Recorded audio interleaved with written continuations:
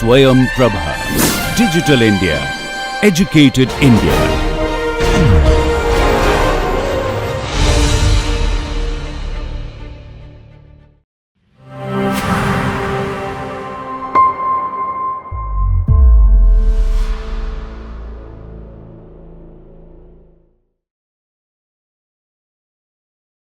Welcome back everyone, and in this module we'll be continuing our discussion on the Lagrange equation of motion.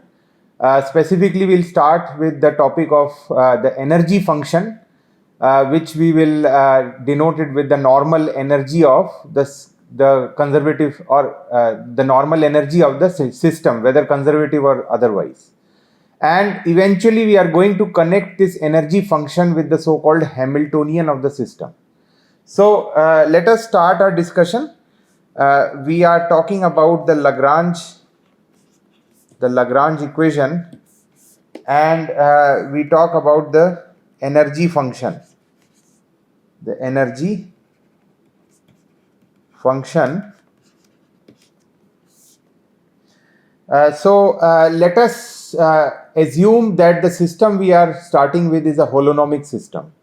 So let's say S being a holonomic system,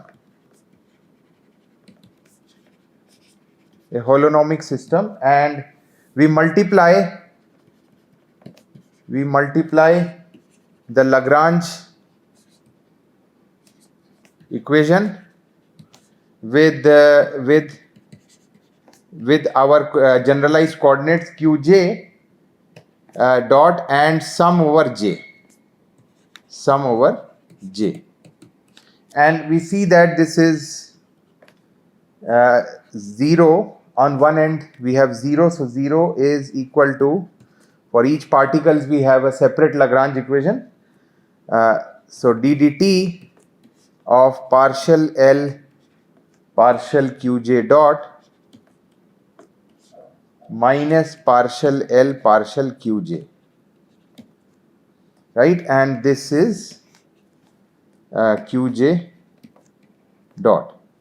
So this is now let us try to absorb this qj dot inside the derivative, and we see that this is summation j from 1 to n d dt of partial L partial qj dot times qj dot minus partial L partial qj qj dot. So that's the multiplication of the second term here, and then in this first term we have added a new term which we will have to subtract. So this becomes partial L partial qj dot qj double dot, right? And we see that this is this, and this is going to be d dt of summation j from 1 to n partial L partial qj dot minus L, right? And then the next we can see that this is going to be what do we have?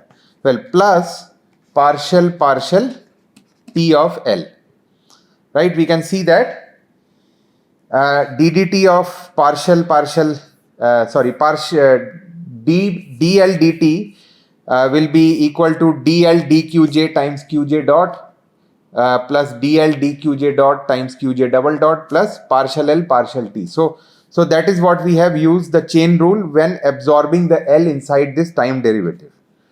Okay, so then we can now describe this quantity inside this square bracket as my energy function. So H is the energy function.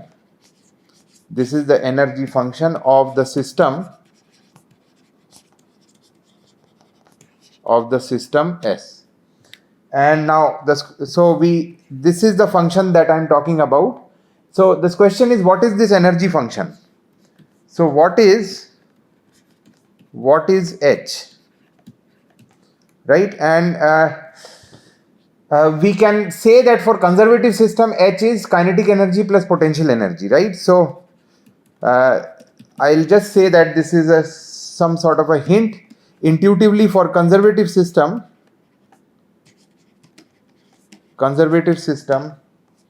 H is E plus, well, H is equal to our energy function, which is T plus V, right? And that's it.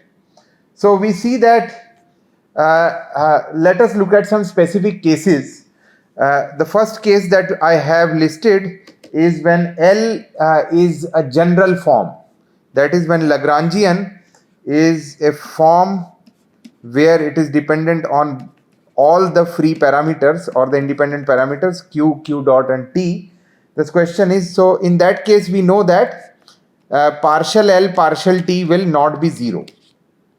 Right? So since that is the case, here we see, let us, whatever we derived above, this Lagrange equation, we call this as 1.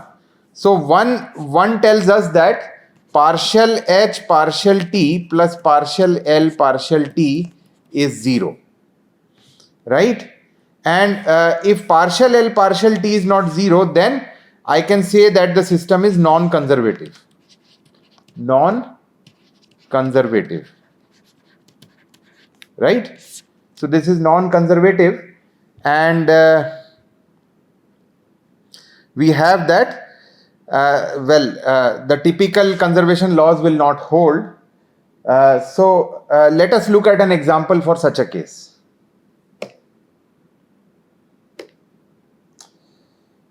Well, just a minute.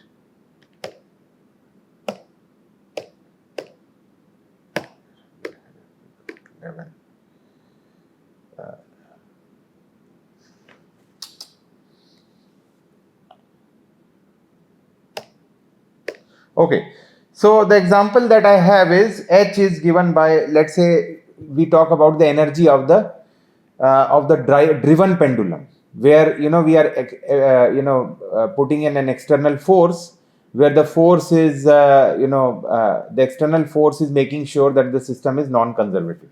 So energy function for a driven pendulum,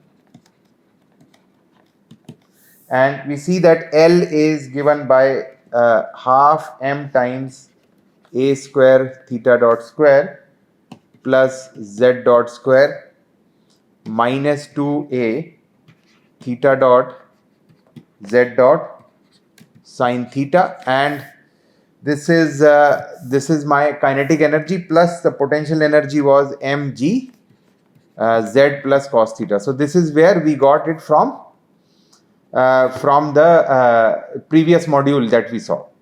Okay, so then if we were to write the energy function, so this is T minus V, the Lagrangian. So the energy function is going to be, there is only one variable which is the generalized coordinate of the system, which is theta.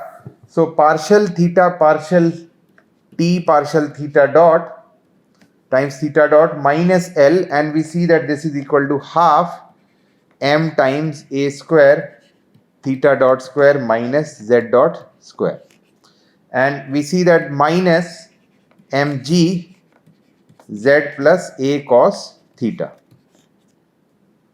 Okay, so what we have is that H is this quantity, and now I can write down, so this is my, let us see what is T plus V in this case. So let us see what is, so let me call this as star, so H is directly from the expression of H, and let us see what is T plus V.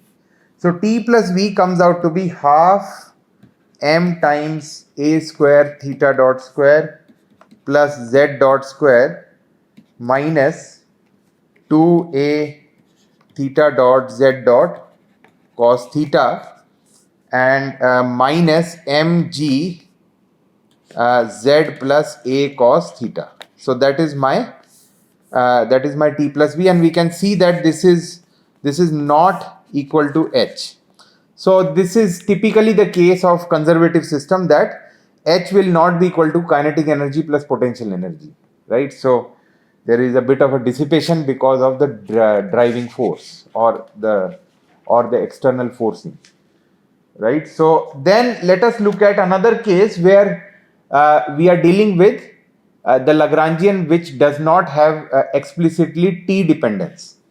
So the next case is when L is L of Q comma Q dot. So what we have is that partial L partial T in this case is 0 because there is no explicit T dependence, and what we see is that H will be a constant. So H is constant. Why? Because partial H partial T is also 0. So then what we get is that partial H L partial T is 0. So which means that we are talking about an autonomous system. There is no explicit dependence of the independent variable in L. Autonomous system, right? So that is what we have. So then so this is typically the case of conservative system. So let us look at an example. The example that we will study here is the case of a particle in an electromagnetic field that we saw in the previous module, experiencing the Lorentz force. So the example is as follows. We have to find the energy integral. Find the energy integral for a particle of mass m, right, and charge E. Particle of mass m and charge E. Moving in a static field, magnetic field. Okay, let me call this field which will be a function of position B of r. So then we can quickly write down what is the Lagrangian. So the Lagrangian is T minus V, which is given by half m r dot with r dot plus E times r dot times A of r, right? So that is what we have, and we see that this is the magnetic vector potential here, magnetic vector potential that we discussed in the previous module. And then we can quickly see that since there is no explicit L dependence, so partial L partial T is 0, and in this case my H function will be with the definition will be partial L partial Qj dot times Qj dot minus L, and this is going to be x dot partial L partial x dot plus y dot partial L partial y dot and so on, plus z dot partial L partial z dot, right? And this is, well, minus L. So from the expression. Okay, so what we see is, so this is the constant of the system because partial H partial T will be 0, and then in that case my H will be, if we plug in the value of L here from above, we see that H comes out to be half, well, m times x dot square plus y dot square plus z dot square plus E times r dot a, right? And we see minus L is half m times x dot square plus y dot square plus z dot square. So that is my the energy function that we have got, right? So that is just purely from the expression, and we can check that this is going to be T plus V, the total kinetic energy plus the potential energy of the system. So one thing I want to just point out before we wrap up this discussion is that here the magnetic field is perpendicular to the velocity. Why? Because we can go back to the previous module that magnetic field is given by the curl of the vector potential, right? The curl of the potential, and hence it's perpendicular to the velocity.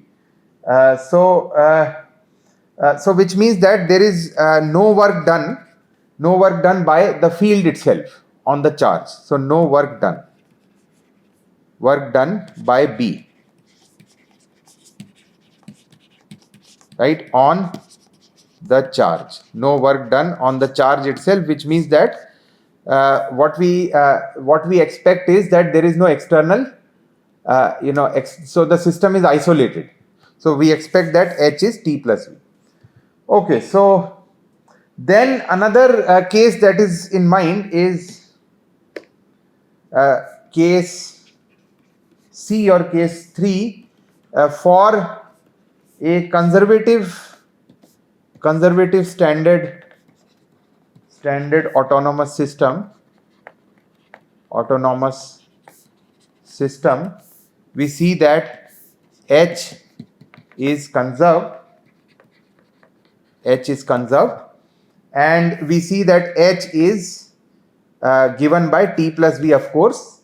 And in this case, we can in fact write down the specific form of the kinetic energy, which is given by summation J from 1 to N, K from 1 to N, A J K, Q bar, Q J dot, Q K dot, right? And we see that for a conservative system,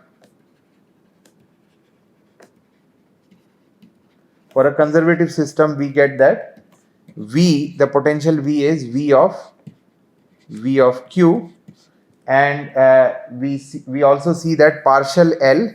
So since the potential is purely a function of position, so we get that partial L partial Qj dot is given by, we can see that this is partial L partial T partial Qj dot, because the potential is not a function of Q dot, and this is going to be equal to 0. So we get that this is 2 times summation K from 1 to N, A J K, Q bar, Q K dot. Right, this is from the expression of the kinetic energy itself, and we see that from here, we see that Qj partial L partial Qj dot will be, if we multiply this expression by Qj dot, so partial L partial Qj dot, we see that this is summation J from 1 to N, K from 1 to N, A J K, Qj dot, Qk dot, right? So we see that multiplying this expression by this Qj dot will give us the same expression times twice. So this is 2 times T, and in this case H comes out to be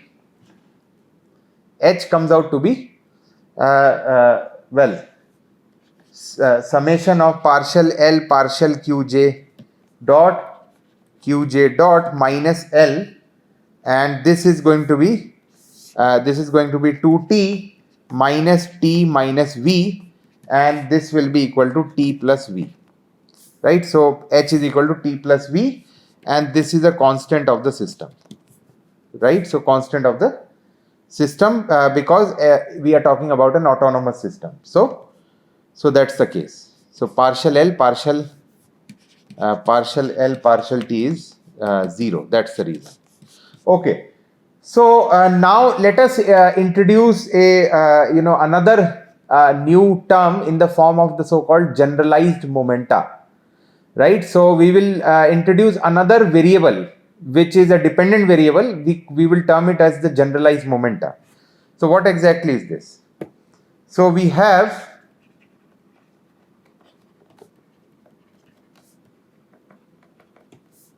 okay, so what we have is, we consider again a holonomic system,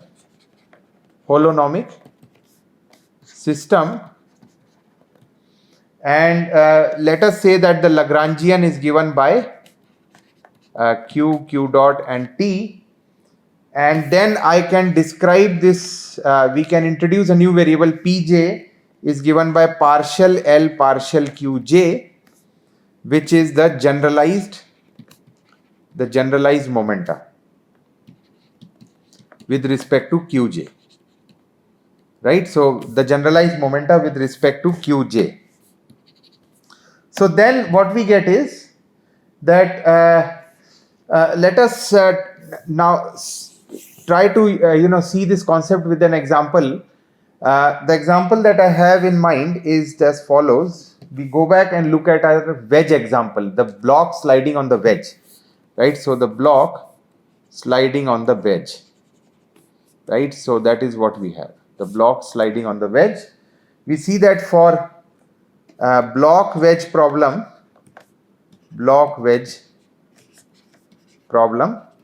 this was our first example that we saw. So we saw that the Lagrangian in that case comes out to be half m x dot square plus half m x dot square plus y dot square plus 2 x dot y dot cos alpha and plus mgy sin alpha.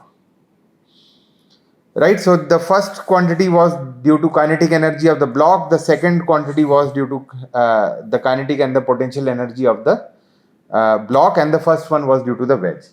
So we see that in this case there are two independent variables which serve as our generalized coordinates. So we can now describe the generalized momenta px, which is given by partial L partial x dot. So, the momenta is described with respect to qj dot. So, px is partial L partial x dot, and this is also equal to m times x dot plus m times x dot plus y dot cos alpha, and py is partial L partial y, which is given by m times y dot plus x dot cos alpha. Right, so px and py, and we will soon see that this px is nothing but the linear momentum in the x direction, and this is not the second one. Py will not be serving as the linear momentum because of certain criteria. So we are going to now relate these abstract notations, generalized momenta, with the so-called linear momentum of the system. Right, so let us now look at the conservation principles. So we are slowly gearing towards the conservation principles. So to begin with,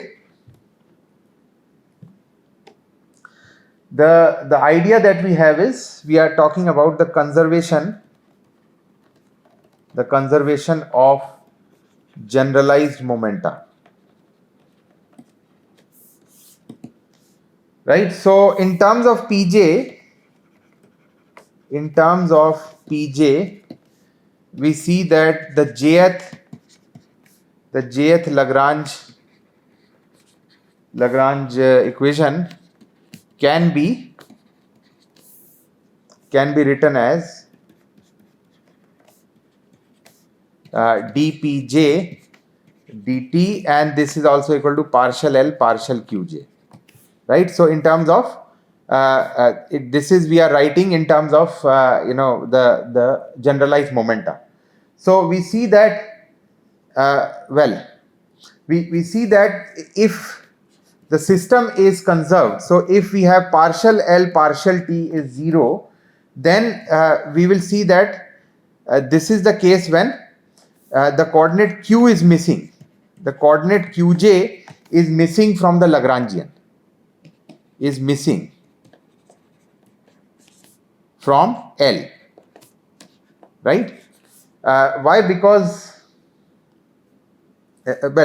partial L partial qj, this quantity is 0, right? So if partial L partial qj is 0, which means that there is no explicit dependence of qj, the coordinate, and in that case we can see that if we go back and look at this quantity, so this quantity will become 0 and the corresponding generalized momenta will be a constant with respect to time.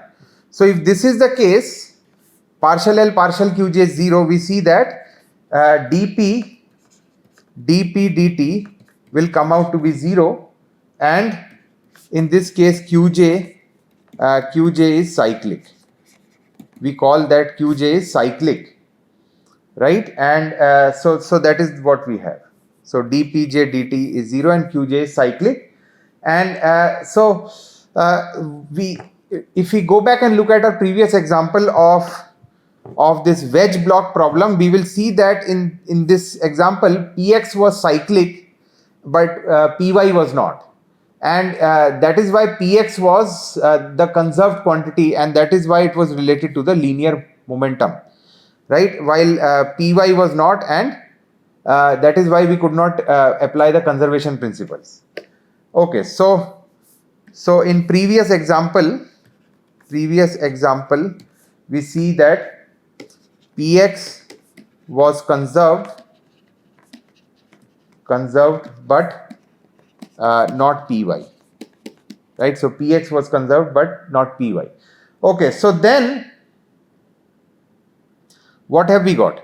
So we see that let us look at another example.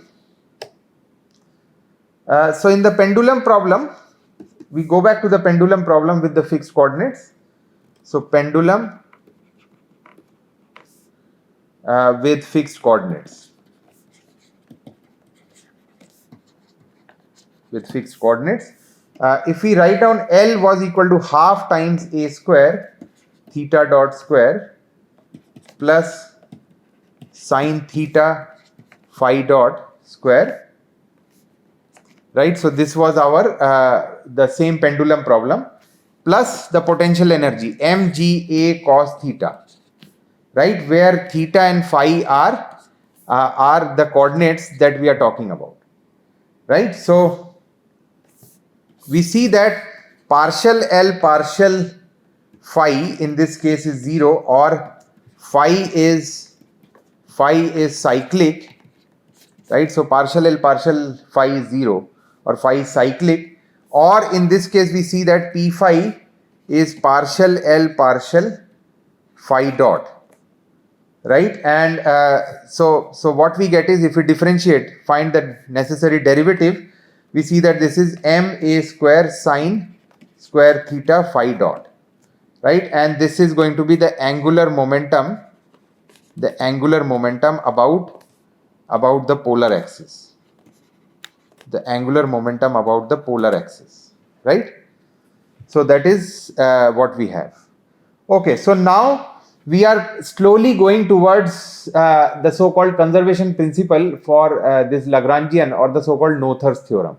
But we'll wrap up our discussion at this point, and in the next module we will directly go towards this discussion that we have just mentioned. So thanks so far.